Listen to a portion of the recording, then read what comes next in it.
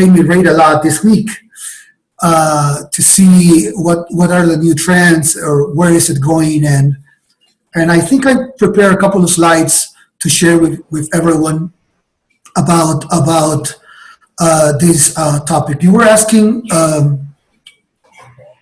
about the definition of entrepreneurship. I found these two pictures and I liked them a lot, especially the one on the left of the screen, which is the what, why. What are we doing? We need to do a plan, then we do again, we keep doing, and it's a constant, doing and doing and doing to get what? To get money. And of course, this will create, or this will have a big portion of taking risk, because that's what entrepreneurs do. Why? One of the reasons why we do this is to make money. Okay? It's important also to solve a problem for our community, which is what we're observing here in this part.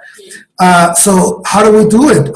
We come with ideas that can actually come from journals, where you write what I need that I cannot find in the market, or from the needs of people around you. Today we have a lot of needs.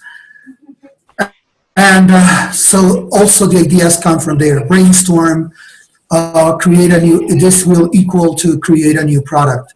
We have famous entrepreneurs like Steve Jobs, Mark Zuckerberg, Richard Branson. We're going to see the two normal types of entrepreneurs that we have. So basically, entrepreneurs is about innovation, it's about knowledge, it's about team leadership, being assertive. I want to know if you guys want to also share comments about these two pictures before we go to the next one. So I just might note that what I've. Oh, go ahead. Go ahead. Andres, I think you should tell who. Okay. Yes. Yeah. Oh, yeah, Professor Seward. I noticed you have Steve Jobs, Mark Zuckerberg, Richard Branson. MIT has a program, as also does Stanford, on design thinking. And so I've been creating a course on design thinking kind of based on that methodology. And I'm also offering coursework at Cuenca English here in Cuenca on this kind of entrepreneurship for English teachers. For there's a lot of teachers out of work, and I'm doing consulting, helping them to create their own source of income. So, but I thought it was interesting that you noticed some of these famous entrepreneurs and their philosophies was kind of this design thinking. So go ahead. I'm sorry. Thank you for that comment, because I think what you're doing, Jonathan, it's really good. I think, as you said, during this last week, I have a lot of friends who have lost their jobs, and it's really sad to know people with a lot of expertise on their areas, a lot of degrees and experience that have just been fired. So that's one of the reasons why when Andres came to me saying, "Hey, Dennys, I want a topic about this," and I say, I haven't talked about entrepreneurship for a long time. Even though I have a business degree, I haven't talked about this. So, but I like the idea because this is what's coming. And we're going to talk about what type of entrepreneurs are Steve Jobs, Mark Zuckerberg, and the rest. And but thanks for your comment. I think somebody else wanted to say something. Yes, thank you, Dennys.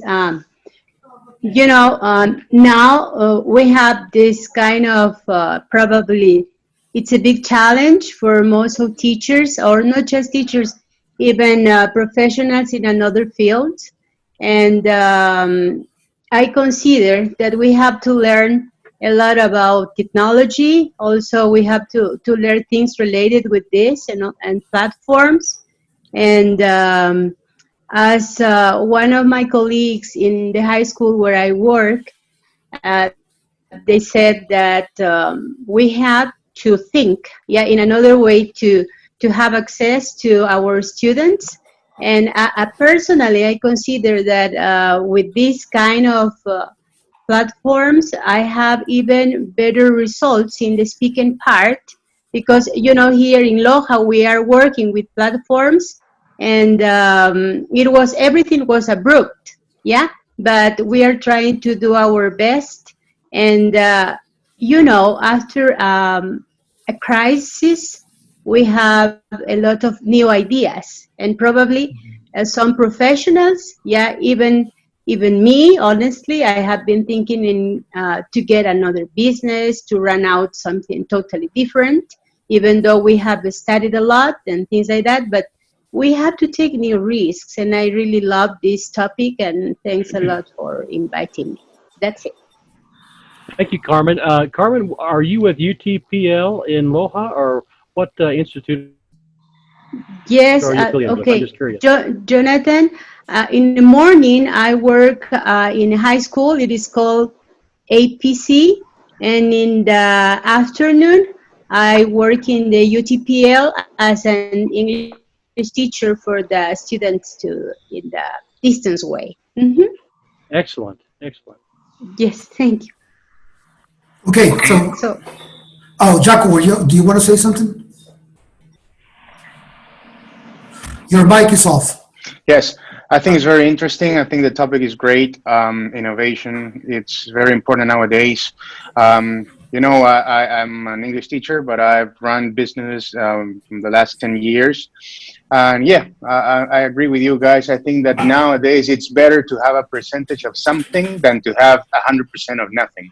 So we need to focus on this innovative stuff. Okay. Geico, where are you located? I'm sorry, I'm new to this group, and so I don't know where you're all from. I'm just curious, where are you currently at, Geico? I'm from Lima, Peru, but I live in Guayaquil 3 years ago. Yeah, I used to be an English teacher, but I worked for a publisher the last 7-8 years, and I opened my own business in Peru and Ecuador 3 years ago. So that's what I do now. I serve teachers with the perspective that I'm one of them. So it's easy to work like that. And Dennys is one of my great friends in Yachay, Andrés, and it's a pleasure to meet you all this evening. thank you. Same here. Mm-hmm. Okay, so I saw a familiar play. I saw a familiar. I don't know if she can hear me or not, but I saw her image, so It's okay, Jonathan. I think she's a former girl. Anyway, saludo. Hello. Okay. Okay, so let's go to where the work came from, and because it's important to see it also, and it came from the French. Let me move this here. From the French word entrepreneur, that means to take the responsibility or initiative of doing something. That's one of the reasons why I brought it, because I like these two words, responsibility and initiative. So that's where the word entrepreneur came from. Now, I brought some definitions that I found, and one is from the dictionary as a noun, the activity of setting up a business or businesses taking on financial risks in the hope of profit. That's one definition. So we have some keywords here: financial risks and the hope of a profit. Investopedia has a different one, and it says that an entrepreneur is an individual who create a new business, bearing most of the risks and enjoying most of the rewards. The entrepreneur is commonly seen as an innovator, a source of new ideas, goods, services, and business or procedures. So one common word that I found in all this is new ideas. New goods, new services, new businesses, new procedures, new ideas. Changing what we have before to what we need to have right now because of the situations. Coming with something new that nobody else has done before. It's not just taking what I've seen a lot of memes, like Jonathan was saying about what's going on right now with masks and all these things, and people buying masks at one price and then reselling them for 100, 200, 300% more. We will have to have a big discussion about if that is entrepreneurship or not.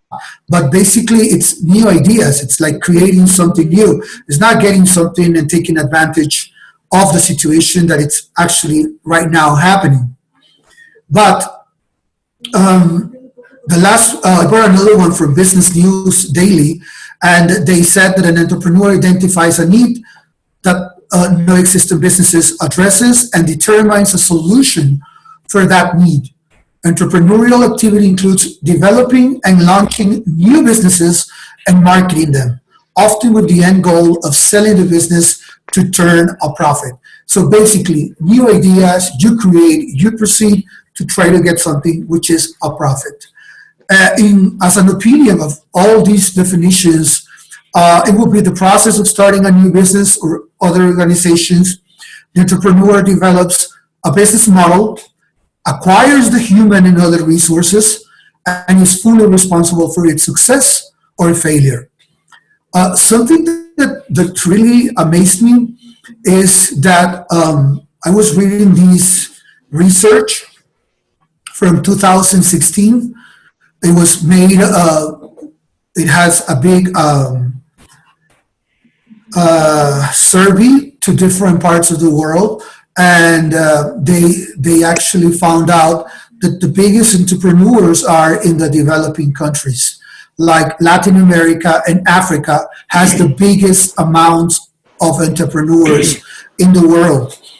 But also, I was in a financial conference last year, and they also said that talking about Ecuador specifically, it also has the biggest amount of failure by entrepreneurs in with their new companies or businesses or ideas. And there's a reason for that, which we're going to discuss later on. So let's go to the next one. And this is something that I also wanted to share with you guys. Let me go back. Sorry. I was trying to. There you are. The forms of entrepreneurship that we have. Okay. Which are the forms of entrepreneurship? There are a lot of types. There's a lot of people doing research on this. There are business scholars. There's also financial scholars. There's the government doing research on these topics. But these I saw were like the two most logical ones. And they're called OPP and NEC, opportunity-based entrepreneurs and necessity-based entrepreneurs. So these, who are the opportunity-based entrepreneurs? OPP, well, these people are the ones that start a business in the pursuit of growth, profit, innovation, and personal aspirations.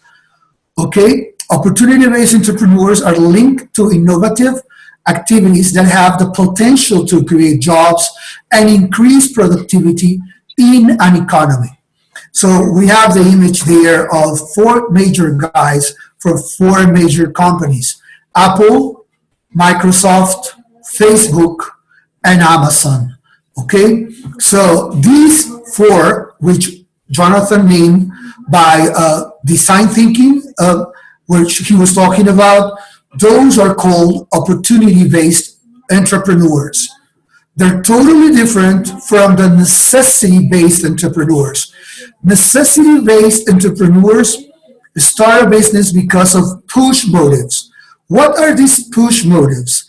It means that there is an external thing that forces them to do this type of activities, because there's in other ways they will be doing nothing. So as a way, this push moves is as a way to compensate for a lack of other sources of employment. This normally happens when there are crises, like the ones we're living today. we're going to have a lot of people becoming entrepreneurs, and they will be under this category or this form of entrepreneurship, which is necessity-based entrepreneurs. Okay. Next are often linked to informal activities, unemployment, economic recession, and poverty. And that's one of the reasons why Latin America and Africa have the biggest percentage of entrepreneurs in the world, because because of the ways the governments are running the economies. A lot of people can find a formal job, and they are forced to do entrepreneurship. Okay, so all of these depends on the state's capacity to provide the foundations for the functioning of markets, such as political stability, a clear regulatory framework, and accountable rule enforcement mechanisms. So I wanted to share, before talking about the actual situation and what we can do, I wanted to share with you guys these two forms of entrepreneurship that I believe are the ones that are going on right now. Okay? Any comments or any questions about this? One quick question. How would you differentiate maybe a local panaderia on the corner versus an informal worker that's in the street, maybe selling chuzos, the pinchos, what food and things like that? How would you what category would you put those more informal business enterprises? They're still entrepreneurs. They're creating, and I'm sure it's based on need. What's your thoughts on that, Dennys? Yes, they are actually categorized into this major one, which is the NEC, necessity-based entrepreneurs. They're there because it's the way they're trying to. They haven't created something. It's they're selling chuzos, like you said, but they need to do something in order to bring money or food to their house, to their homes. So because of the necessity of the bad or poor administration from governments, they are forced to go to the street and create their own business. So these informal activities, as it says here on point number 2, are linked to necessity-based entrepreneurs. Mm-hmm. Another question?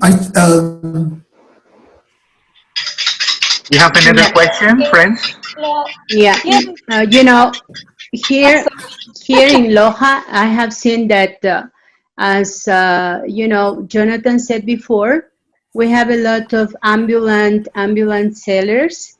Yeah, and probably they are getting some money now that we don't have the opportunity to go out and to have our normal life, the one that we had before. But even the big restaurants and big business, they are suffering a lot and they don't have any income. Yeah, and probably that's why now, from now on, there are going to be a lot of people who start, running a new business.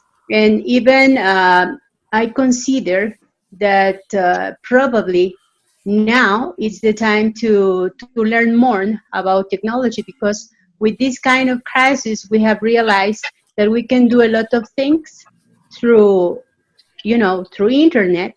Yeah, even we can teach extra classes in English in our field. We can teach extra classes and get some money like this, because in the past we just took the students, for example, at the university, some of them were taking classes online, but now probably a lot of people is going to invest in this kind of projects. I think so. Yeah, it was kind of interesting. I started Cuenca English in March, and then here comes the COVID-19. So the timing was not great for this new enterprise, but then maybe it was. I'm not quite sure. We'll see. But the first topic I gave a lecture on was on entrepreneurship, and And I asked the question of the mostly English teachers, do you consider yourself an entrepreneur? And most teachers don't really think of themselves in that role. And so this is kind of a new skills for teachers to think of themselves as a business person, as an entrepreneur, because typically we've been in a classroom, in a university, in the high school, school, escuela, and so the mentality, there has to be kind of a mind shift to think about the aspect of business and the profit and meeting payroll and meeting responsibilities that typically have been done by administrators. And so, any comments on that, Dennys? Yeah, that's one of the reasons, as I said, that I decided to help Andrés with this topic, because he actually told me, hey, Dennys, if you haven't, we can do something else. And I said, no, I think this is a good idea, because this is what's coming. I received, I began working at Jachai with 28 teachers. Today, we haven't fired anyone, but because the amount of students that we have, I have reduced my staff to 14 teachers, actually 17. Wow. And I have maximized what we have been doing as teachers. We have created new programs, and even though most of my teachers are doing 20 hours of class, we fulfill all the programs that we have in our university. I remember that back in December 2018, we had these institutes from Tulcan that wanted us to be their English department because with the reduction of budget, their English center was closed. So they needed to have someone helping them with that. Tulcan, it's like 2 hours away from Ibarra. So we actually couldn't send teachers to do teaching on a daily basis, every single day. So what we did was that we started thinking on coming up with online classes and created environments in order to help them. So we came up with virtual classes. We started using Zoom back in April 2019. So for us, this was not new. We actually switched. On Thursday, March 12th, the president said that classes were going to be canceled and they were going to go online. And on Monday, 16, all of our classes were moved already to the online setting. So we didn't suffer a lot from that. Now, answering your question, because I actually got away from what it was, I received a couple of phone calls from my teachers this week, telling me, hey, Dennys, we need to do something. Things are getting out of hand. With this reduction of the budget, we do not know if we're going to have or not a job. So we need to see, we want to count on you to see if we can start something and start working on this and start coaching or helping teachers from other parts of Ecuador or other parts of Latin America. So I received 2 phone calls from 2 of my best teachers about this. And one, it's the coordinator of the Tulcan project. He was the one who designed all the environments, the autonomous learning with the videos that we actually created, and the live classes, which are the ones that we're having right now, and the face-to-face classes, because this program had 3 components. We had every 2 weeks a 3-hour face-to-face session in which we tested the students and have them practice speaking and some other things. So I do believe that English teacher and the ELT community has to move to this new way. And later on in this presentation, we're going to see which are the expects from future. I got this from a French researcher, and she wrote this 2 weeks ago, and what she thinks this is going to end, or where is it going to go. So, Jonathan, yes, I believe that there's a lot of people who does not see themselves as entrepreneurs, but most of the activities they do, like private classes or coaching or some other ways of presentations they're doing to contribute to the ELT community, it's actually entrepreneurship. Yeah. Well, I'm actually marketing Cuenca English as not only giving classes, but also mainly being as a consultant and coach for teachers. So when I gave that first lecture, I got a lot of positive response from people who hadn't thought about it that way. I did have some criticism from those kind of more pure academic types who are questioning the profit motive and the research kind of conflict potential. And so, what are your thoughts on potential conflicts versus research versus of individuals seeking a living? What are your thoughts on that regard? Yes, well, I work on a research university, so I deal with a lot of researchers. Some of them are open-minded. We begin this process to put all of our programs, which will be for autonomous funding by CETEC. I was the one in charge of that. Actually, I'm the coordinator of the whole university for the CETEC certification. And we got all of our programs, around 115 courses from all the schools and the English department approved by CETEC. And I thank God I had the vision of not only having the face-to-face classes approved, but I also had the online ones approved, thinking that someday we were going to move to this setting. So actually, we as Yachay Tech can offer these classes with our certificate and also with the certificate from the government that we're doing these courses. And working with this group, I mean, we have the math school, the physics school or nanotechnology, the biology school, the chemistry school, and the geology school. All of these schools with different careers, all of them based on research.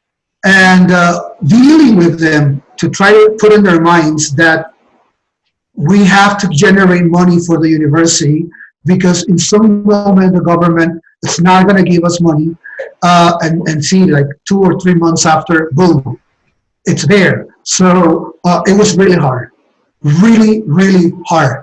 Some of these guys have around 20, 30, 40 Q1 publishings on real main magazines or journals around the world. So trying to have them understand that it's not just about science, but also about making money in order to live was a little hard.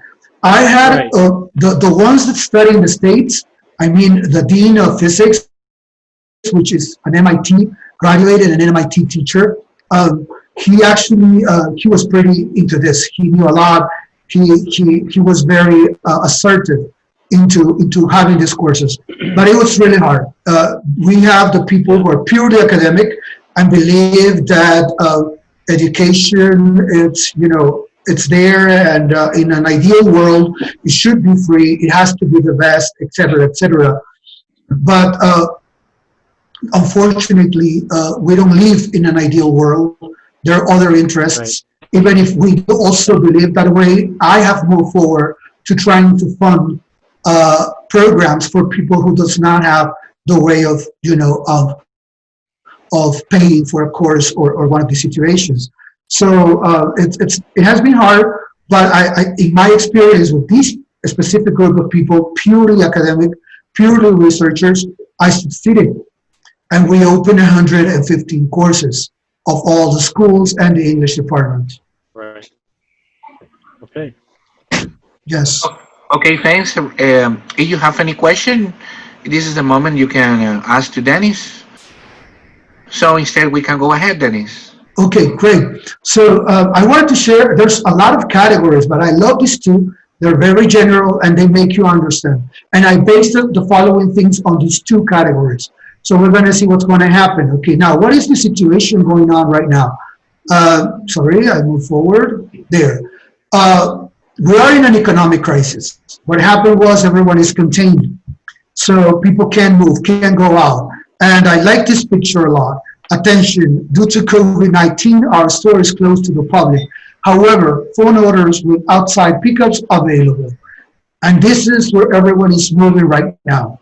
Okay, and this is the real situation. We have an economical crisis, and businesses play a key role both in helping society get to an economic crisis and in creating innovations that shape society after a crisis. Right. Yes, we're living a crisis right now. We're living a very bad situation. There will be no investment until supposedly we're going to have $1,400 million, which is 1.4 billion coming to Ecuador for investment.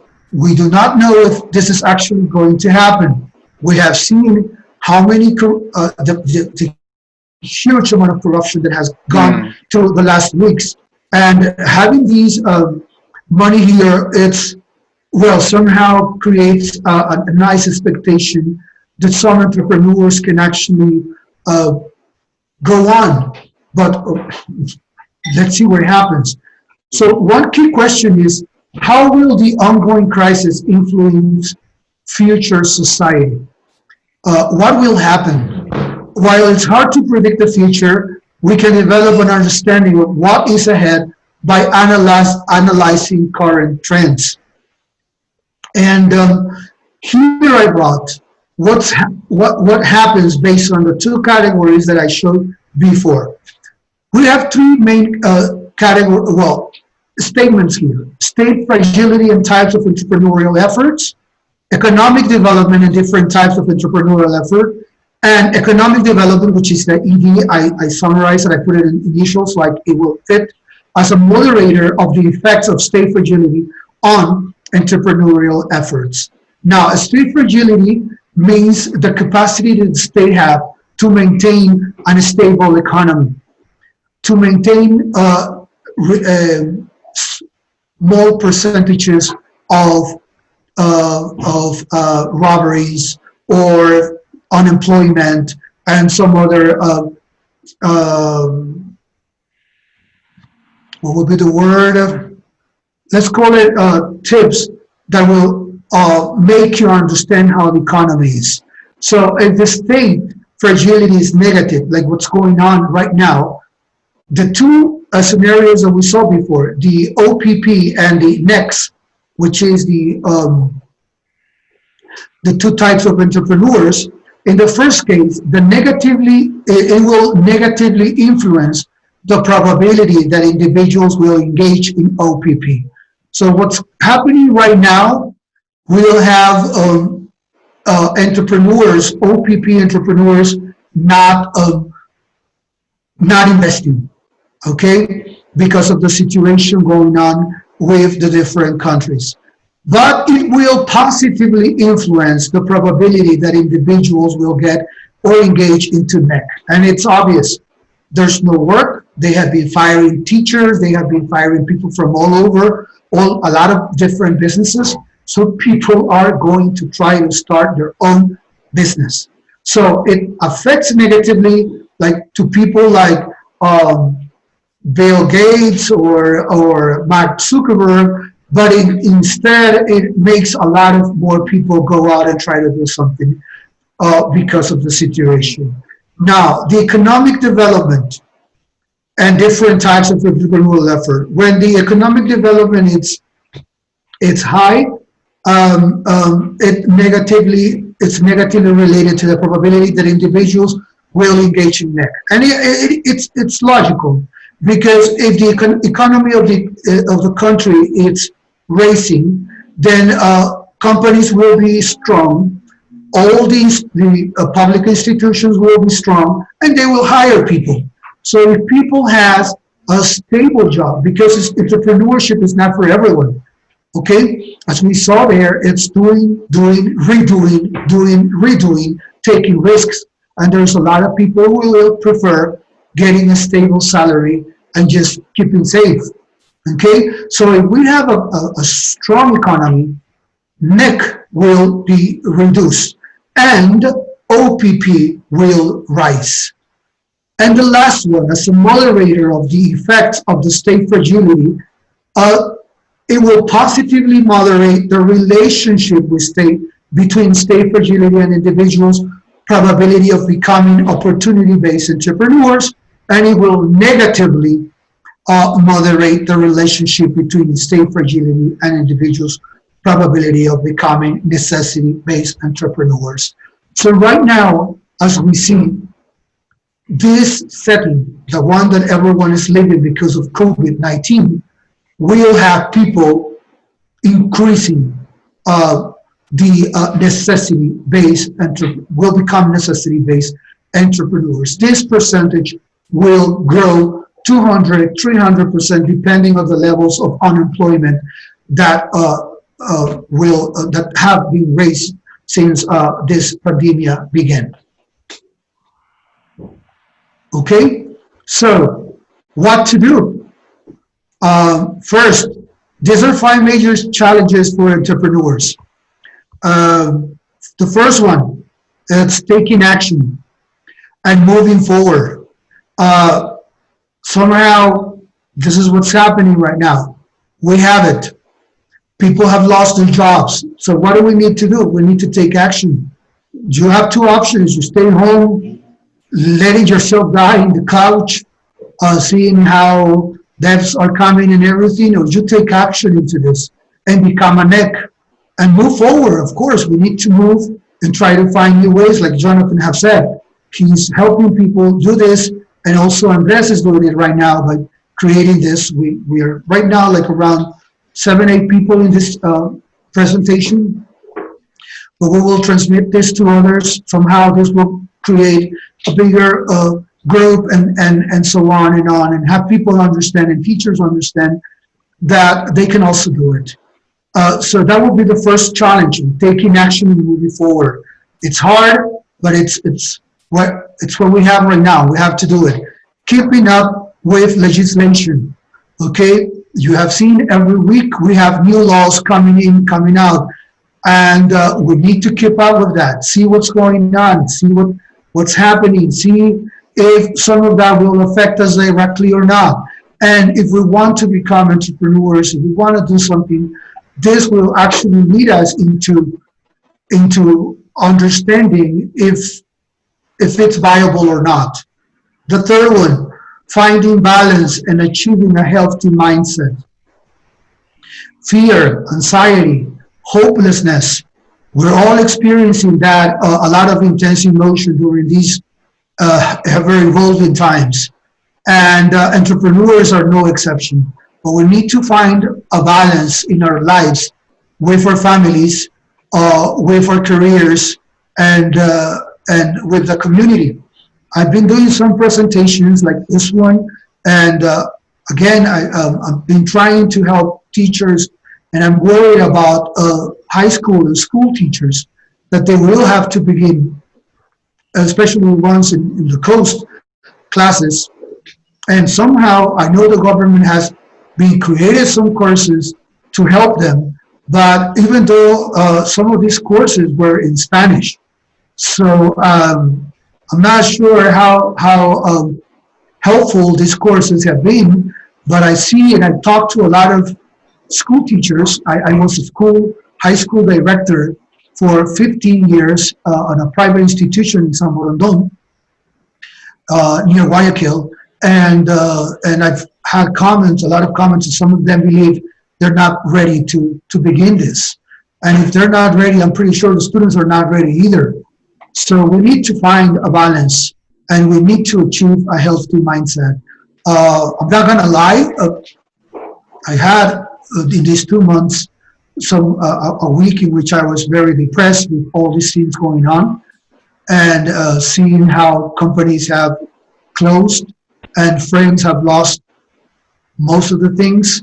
Some of them have lost their jobs, and it's really hard. But I lead a department in which we are 20 people, 17 teachers. I have 2 administrative and myself. I'm talking about 20 families, and I need to be strong and tough to go on with all this situation. The next challenge, selecting the right focus. And this is really, really important. Business owners are dealing with a million concerns right now, and it's difficult to know where to prioritize time and resources, and what is truly important to your business or not. And we need to also check what's going on, what's happening, because one of the problems that we came up with, and there was a group of students who made a research and they created an app actually for Cuenca, in which they told you with this app where you can open a business. And it was that people has this weird idea that if I live in a compound, let's suppose I put here a store. And of course it's gonna go fine because we are families here and there are no more stores. So for the amount of customers my possible customers that I'm gonna have, it's good for me to open this business. But then somebody else sees that I open a store and they open the same store 2 houses away from mine. Because they said, oh, it's a good business for Dennys, it's gonna be a good business for me. And then the neighbor from the back street actually comes and said, oh, well, it's doing fine for both of them. So I believe that we can actually, I want to open also the same store. That's one of the reasons why we see in a block in any of the cities in Ecuador, 2 drugstores or 3 drugstores or 4 restaurants or 5 restaurants, because people don't understand that it does not work that way. That's what a lot of people goes into opening new businesses, and the same and fast way they open it, they have to close them. So selecting the right focus, it's also very challenging because you need to understand what is the most important and what business will run better there or not. And the last one, dealing with information overload. There's a lot of information going on. There's a lot of fake news going on. There's a lot of things going on. Not everything that shines is gold. That's the saying in Spanish. No todo lo que brilla es oro. I'm not sure if that's the same one in English, Jonathan. Yeah, that's basically saying, yeah. Okay, so Yeah. you see a lot of people right now. I see a lot of people selling masks, selling these eye protection gear and a lot of other things. But I'm pretty sure that market is going to get saturated real soon. And somehow, if we're going to create something, we're going to come with a new idea. This is entrepreneurship. It's creating ideas. It's if somebody else is doing, benchmark it and then do something better. It's like, see what they're doing good and come up with something better than that. But don't go and copy exactly what the other is doing, because then you're not giving the market anything new. You're just giving the same product, the same service, the same good, probably even with a higher price. So these are the 5 challenges that some entrepreneurs will have to face during these crises. Yeah. One comment, I guess 2 quick points. In New York City, Mayor Blasio has given, I think it's around 250,000 iPads to the students, so they're able to integrate the technology of e-learning in the New York City educational system. And so now it would be nice if that, what would you say, 1.4 billion that may be coming? It would be nice if some of that money could be earmarked for technology, especially in the coastal regions where they have a shortage of technology and access to e-learning.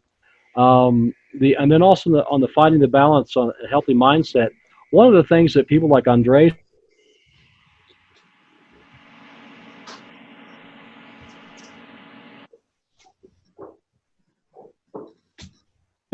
during this stressful time, you're probably finding yourself you're being a little bit of a counselor to other teachers, other business startup people, trying to find that healthy balance, because this is a stressful time for everyone.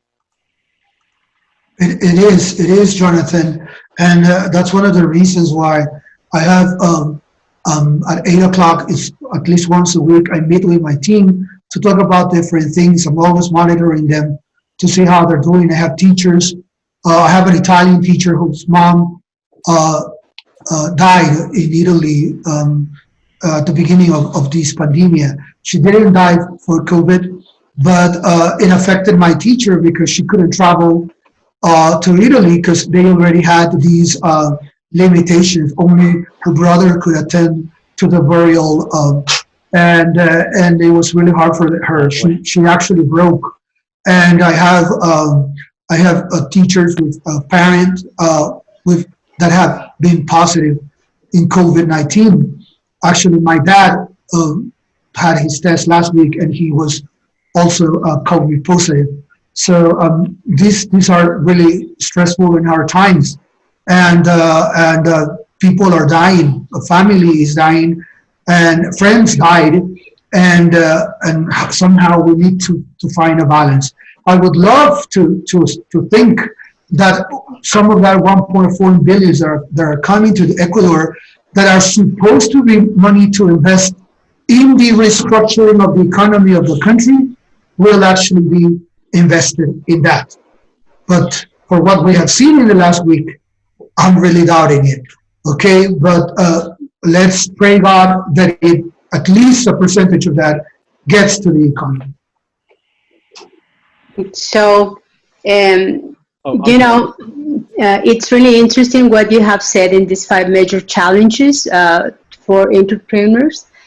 But the first one, taking action and moving forward, is something that I really, I completely agree, because after this lockdown, probably, even though we have a lot of negative things that are even happening now, we are going to have the positive side, yeah, because we are going to move from the comfort zone, and probably we are going to discover another abilities that we didn't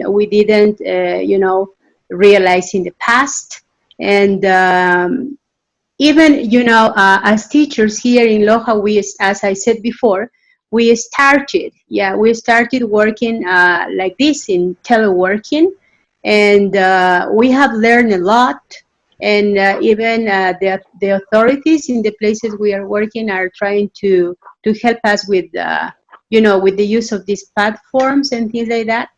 Yeah, and I'm pretty sure that even though we have a lot of negative things, probably after I don't know how long or how many years, we are going to find that this experience was positive.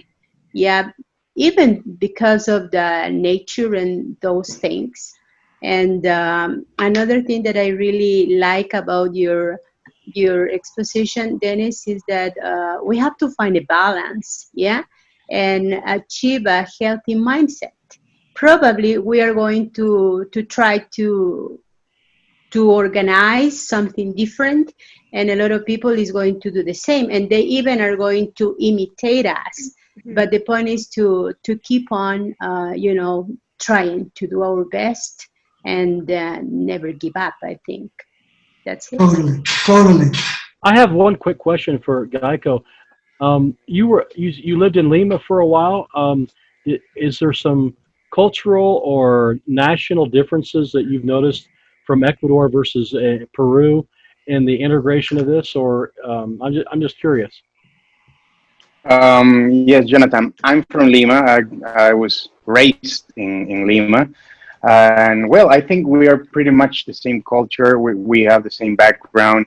And I agree with everything that Dennys has shared, because it's all about the attitude and how we take risks nowadays.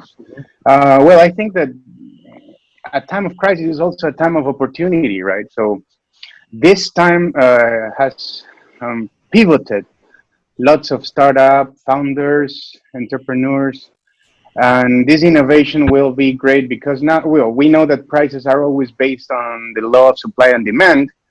However, I think the market nowadays is so unstable, and we have to be solidary now. And in Peru, same things going on. I think all over Latin America, but we need to think, to focus, as Dennys said, on how to.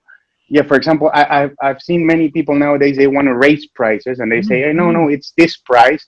And they say, hey, but I can give you, how about this? No, that's not my price. And they keep that stock there. They cannot sell it because they want to charge, very high prices. I think nowadays it's better to have a percentage of something than to have 100% of nothing, right? And exactly right. I think that we have to teachers. We also need to learn how to negotiate, right? Because this is a time for this temporary boost can be used as an opportunity to make it a permanent boost to our businesses. Yeah. Well, I was in Lima in 2017 in February for a couple of weeks. I was really impressed with the, I believe it's a private university, Católica in Lima I think it's a private university. Yeah. I was really impressed with this institution. And there's another one that has a national university that's, San Marco. San Marco. And so those two universities I visited when I was in Lima, and I was really impressed. So.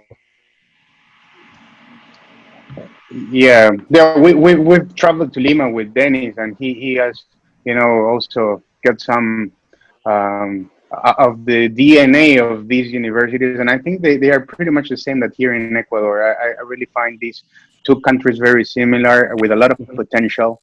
Yeah, booming countries. Andres, I have a question. It's almost 8. I still have a couple of slides. Can we go through all of them, or do we have to stop? Well, I prefer now that people can ask a round of questions if necessary, in order and then you will go strike with the next slides. Okay, because I'm going not right now to the part of the conclusions, and so I think we're probably 5 minutes away or 10 minutes away max to finish it. But I wanted to know your time, okay? Because I have no problem right now to go on for 10 or 15 more minutes.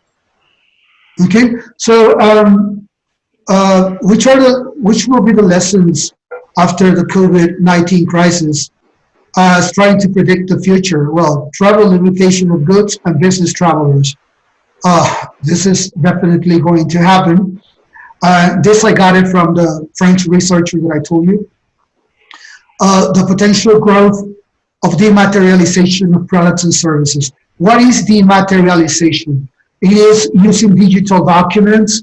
It's using the digital part instead of doing the physical one. And this is something that it's going to happen.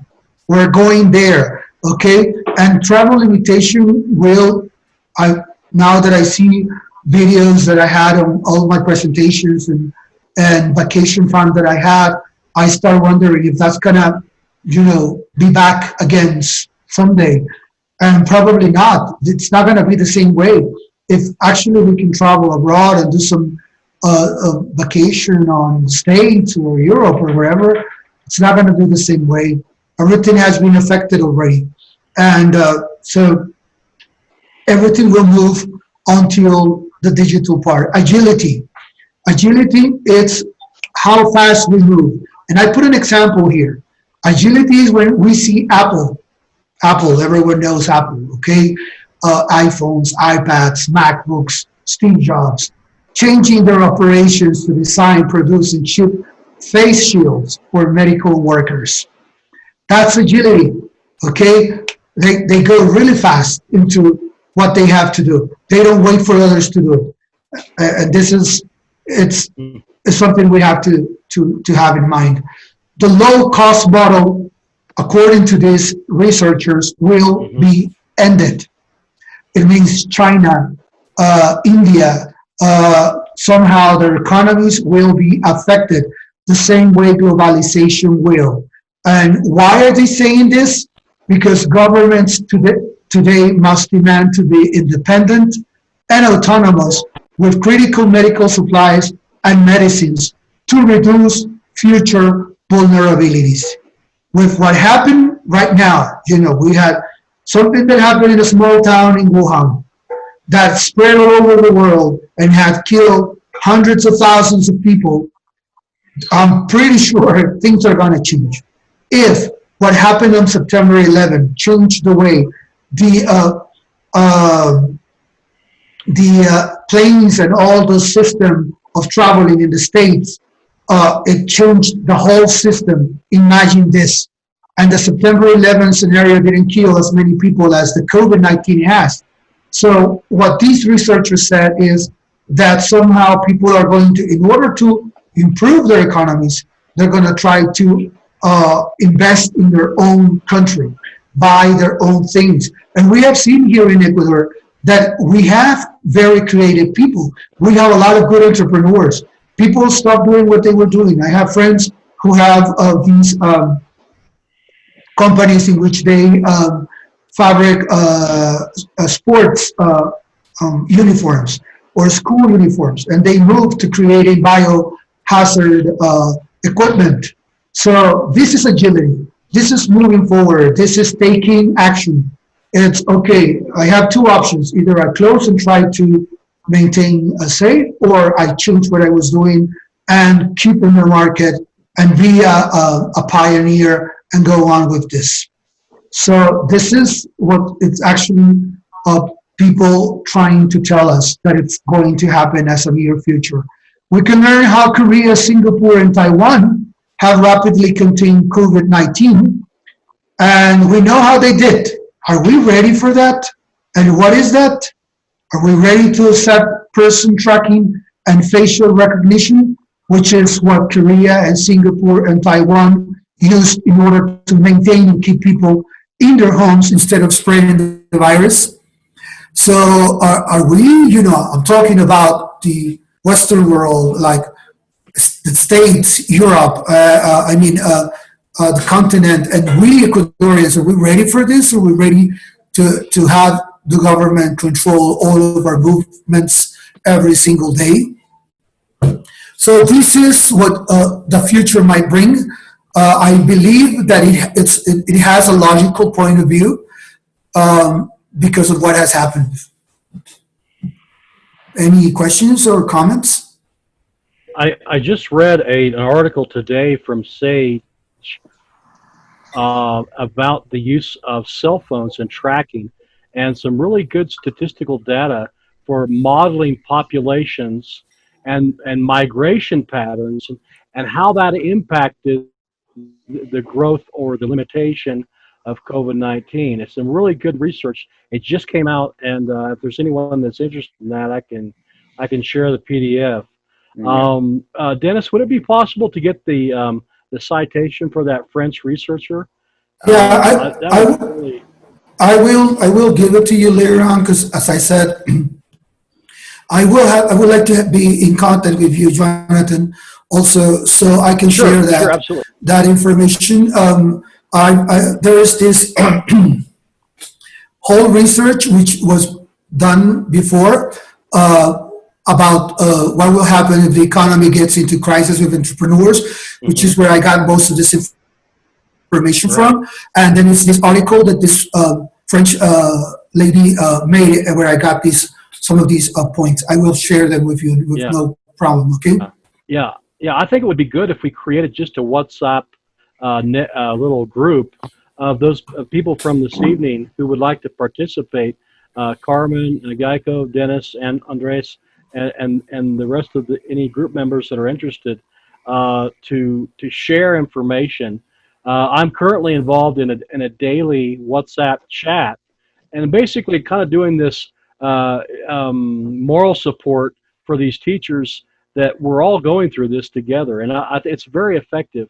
And I'm actually giving a lecture next day with some members from this WhatsApp group Tuesday at 10 o'clock on Zoom, and it's on the topic of this similar topic. It's not entrepreneurship. How did ESL? So if there's anyone that's interested in that, I posted on the link my email address. If you'd like to participate next Tuesday at 10 o'clock, you're all welcome to join us. And then, I just think it'd be really good.